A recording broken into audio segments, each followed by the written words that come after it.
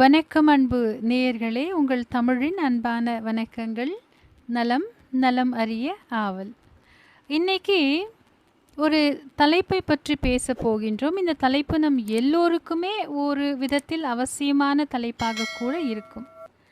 அது என்னவென்றால் சுதந்திரம், கட்டுப்பாடு.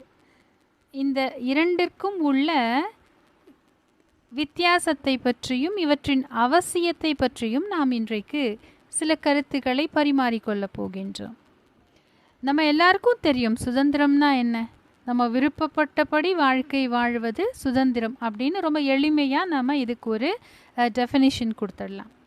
கட்டுப்பாடு அப்படின்னா யாரோ நம்மளை கண்ட்ரோல் பண்ணிக்கிட்டே இருப்பாங்க, அதுபடி தான் நாம் நம்ம வாழ்க்கையை நடத்த முடியும். அதில் எந்தவித சுதந்திரத்தையும் நம்மால் பார்க்க முடியாது அப்படின்னு ஒரு எளிமையான டெஃபினிஷன் இதுக்கும் நாம் கொடுத்துடலாம்.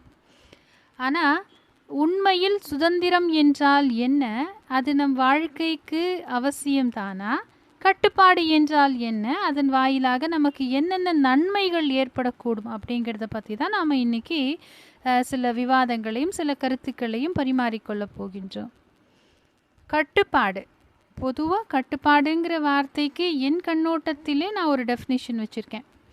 நமக்கு ஏற்படும் அனுபவங்களின் வாயிலாக நாமே எது நமக்கு நல்லது எது தேவையற்றது அப்படின்னு புரிந்து கொண்டு அதன் வழி நடப்பது கட்டுப்பாடு. இப்படி சொல்லலாம் இல்லையா?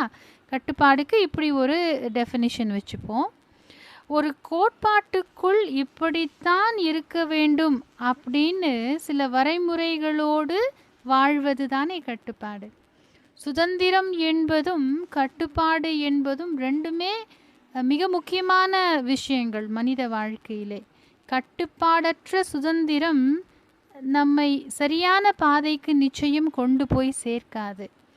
சுதந்திரம் அப்படிங்கிற வார்த்தையோட முழுமையான அர்த்தத்தை நாம் இன்னும் தெரிந்து கொள்ளவில்லை. எப்படி வேணா வாழலாம், என் விருப்பப்படி நான் எப்படி வேண்டுமானாலும் என் வாழ்க்கையை அமைத்து கொள்ளலாம் அப்படிங்கிறது தான் சுதந்திரம்னு நினைச்சோம்னா அது மிகப்பெரிய முட்டாள்தனம். சுதந்திரம் என்பது அது கிடையாது.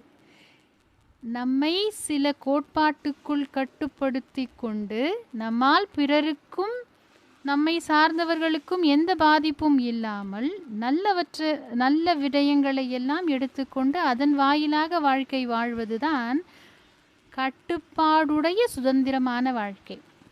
கொஞ்சம் குழப்பற மாதிரி தான் இருக்கும், ஆனால் யோசித்து பார்த்தா எல்லாம் சரியாக புரிஞ்சிக்கிறதுக்கு வாய்ப்பு இருக்குது. இப்போ கடிவாளம் இல்லாத குதிரை எப்பயுமே இலக்கை நோக்கி செல்லாது அப்படின்னு ஒரு சொல் இருக்குது.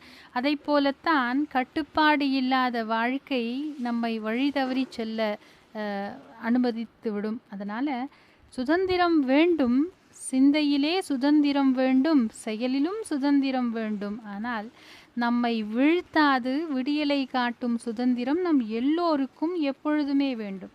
அப்போது வீழ்த்தாமல் விடியலை காட்டணும்னா அங்கே ஏதோ ஒரு கட்டுப்பாடு இருந்தால்தான். அந்த கட்டுப்பாடு நம்மை நல்வழிப்படுத்துவதற்காகத்தான் அமைக்கப்பட்டிருக்கின்றது அப்படிங்கிறத முதல்ல நாம் உணரணும். பெரியவங்களுடைய அனுபவங்களின் வாயிலாக நல்ல சில விஷயங்களை நாம் கேட்டுக்கொள்ளும் பொழுது அதை அப்படியே 100% எடுத்துக்கணும்னு அவசியம் இல்லை. ஆனால் அதில் அலசி ஆராய்ந்து அதில் நமக்கு தேவையான சில நல்ல கருத்துக்கள் இருக்குமே ஆனால் நிச்சயமாக அதை கேட்டு செய்யறதுனால நம்ம எந்த விதத்துலையும் கெட்டு போக மாட்டோம்.